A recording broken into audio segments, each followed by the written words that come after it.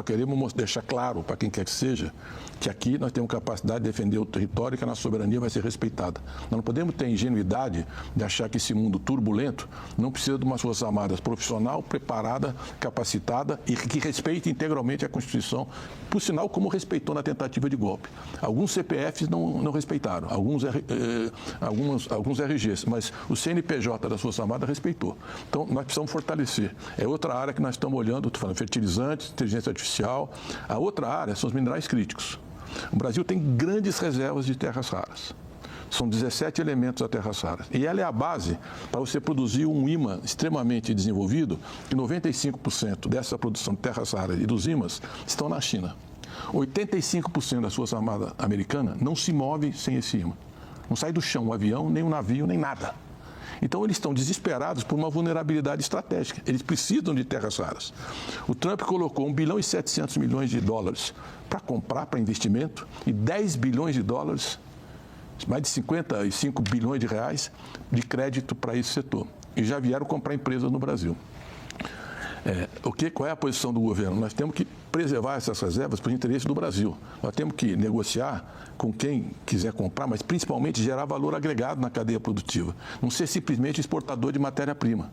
A mesma coisa o lítio. Só commodity não dá. Nós somos uma das grandes reservas de lítio. Então, nós estamos financiando as fábricas de lítio, mas principalmente o processamento do lítio baterias. E a bateria. A WEG, por exemplo, está produzindo bateria, porque aí nós vamos ter o carro híbrido, elétrico, etanol, que é a nossa tecnologia, 50 anos de etanol, nós somos o país mais eficiente na produção de etanol. Limpa. Energia limpa e, ao mesmo tempo, a cadeia industrial toda com autossuficiência. Menos dependente de petróleo. Menos dependente e exportar mais valor agregado. Então, esses são setores que são portadores de futuro e, principalmente, inteligência artificial, terras raras, lítio, minerais críticos, a saúde, que é um setor de grande capacidade de inovação. Então, aqui no estado de São Paulo, Datena, o BNDES aumentou em 1.500% o financiamento da inovação. O presidente, ele fala, Mercadante, a nossa relação é republicana. Trabalhe sem olhar o partido e vão pensar no que é estratégico para o Brasil. Então, aqui no estado de São Paulo, nós estamos financiando o trem intercidade Campinas-São Paulo. E exigimos da empresa que ganhou, uma empresa chinesa, que tem que montar uma fábrica de trens no Brasil. Nós vamos inaugurar agora em Araraquara. Não vamos só fazer a estrada, nós vamos produzir o vagão aqui, máquina, equipamento para a ferrovia. Nós estamos financiando 44 composições que vai permitir viabilizar essa fábrica na linha 2. Nós estamos financiando a linha 6 do metrô. Nós estamos financiando o rodanel do metrô.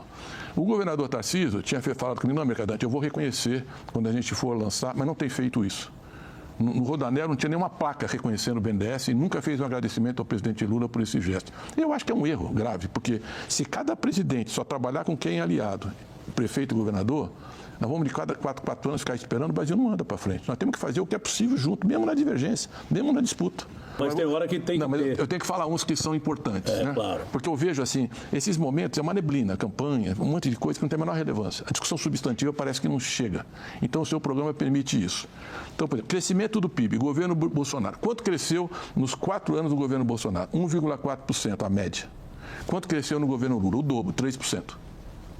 2 vezes mais. Quanto foi um cenário global completamente adverso. Muito mais adverso que a guerra, e que é o Trump, que é o tarifaço. Qual foi a taxa de desemprego no governo Bolsonaro? 12,3%.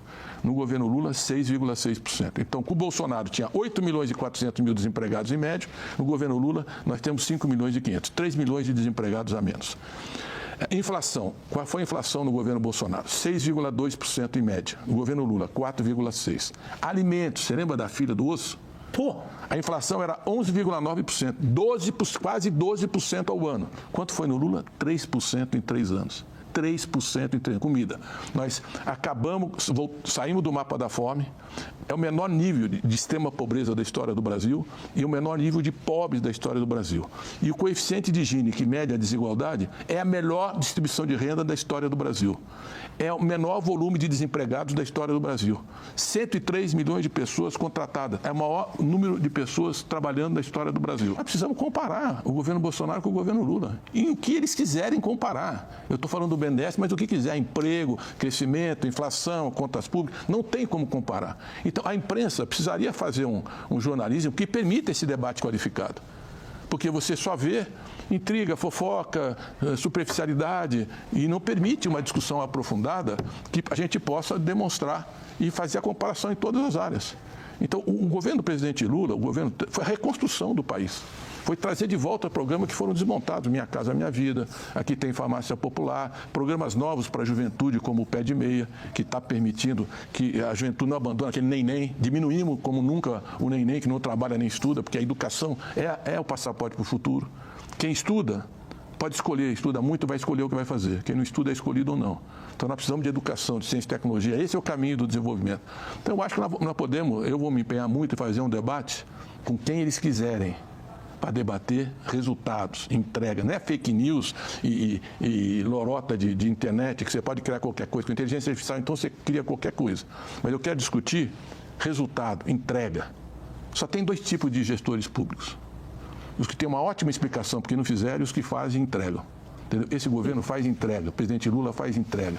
E é por isso que nós estamos prontos para essa discussão. E mesmo nesse cenário de adversidade, nós estamos respondendo. E ainda bem que nós temos Lula, que faz estatura, o tamanho e a dignidade. Tem um sujeito que entra na ONU, fala tudo que o mundo queria falar e não tinha coragem, nem a União Europeia, para todo aquele tamanho, não teve a dignidade e a firmeza que o presidente Lula teve. E, ao mesmo tempo, sempre aberto ao diálogo, buscando soluções. Agora ele vai fazer um artigo para todos os principais jornais, onde tem o Conselho de Segurança da ONU, os países do Conselho de Segurança, pedindo que eles se movam para acabar com a guerra. Então, ele é uma voz da paz, da negociação, da diplomacia, mas da firmeza na negociação da soberania do Brasil. Porque muitos, quando vieram o tarifaço, foram para a rua com a bandeira americana. O Brasil sendo taxado em 50% e torcendo para o Brasil ser prejudicado, vestindo o chapeuzinho do Trump. Depois correram, tiraram assim, envergonhado. Mas o presidente Lula não, enfrentou com soberania, abriu negociação, vencemos na Suprema Corte Americana, reduzimos e, ao mesmo tempo que negociamos, defendemos a economia com o Fundo Brasil Soberano e com o BNDES.